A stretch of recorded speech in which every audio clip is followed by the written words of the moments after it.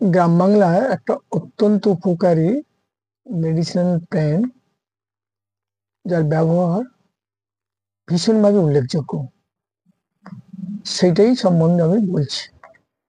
That is গুলঞ্চ। একে ছিন্ন রুয়া বলে, এটা পরগাছা বলা যেতে পারে। বিভিন্ন গাছে জড়িয়ে উঠে, তার মধ্যে নিম গাছে যদি জড়িয়ে থাকে বা জড়িয়ে উঠে থাকে, সেই তখনই কিন্তু এই গুলঞ্চের ব্যবহারটা কিন্তু আরো উপকারী। এবং ওই গাছ, বিভিন্ন গাছ থেকে এই গাছটা ঝুরি নামে, বটের ঝুরির মতো সারা মাটিতে আসার পরে সেটা নতুন গাছে জন্ম হয়। ফাল্গুন মাসে এর পাতা নতুন করে দেখা যায়, আবার শীতকালে ঝরে যায়। এই গুলঞ্চ অত্যধিক বিটার টেস্ট।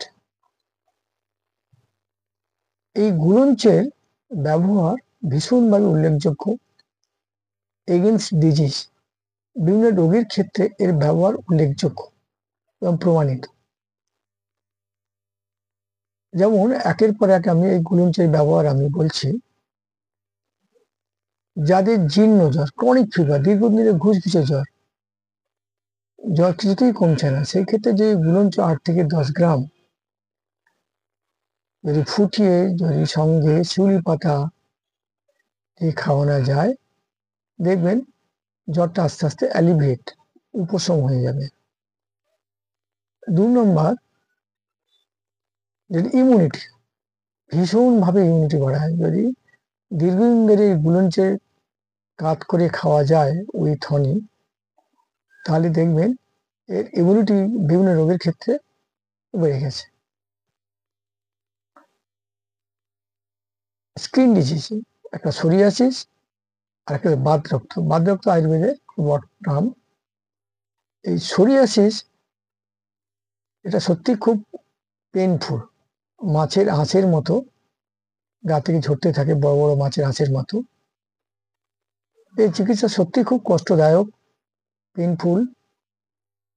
এই ক্ষেত্রে যদি আমি বা আপনারা যদি গুলঞ্চের ব্যবহার করে থাকেন, দেখবেন উপকার পাবেন। আর গুলঞ্চ যদি কাত করে খাওয়া যায় এবং গুলঞ্চকে যদি তেলে ফুটিয়ে তার সঙ্গে নিম হলুদ দিয়ে মিশিয়ে যদি দিনে 2-3 বার লাগাতে পারবেন, দেখবেন আঁশটা অনেকটাই কমে গেছে, ঝরাটা কমে গেছে। আর এই ডিককশনটা আপনি লাগাতে পারেন, অর্থাৎ কাত করে সরাসরি লাগাতে পারেন, তাতে উপকার পাবেন।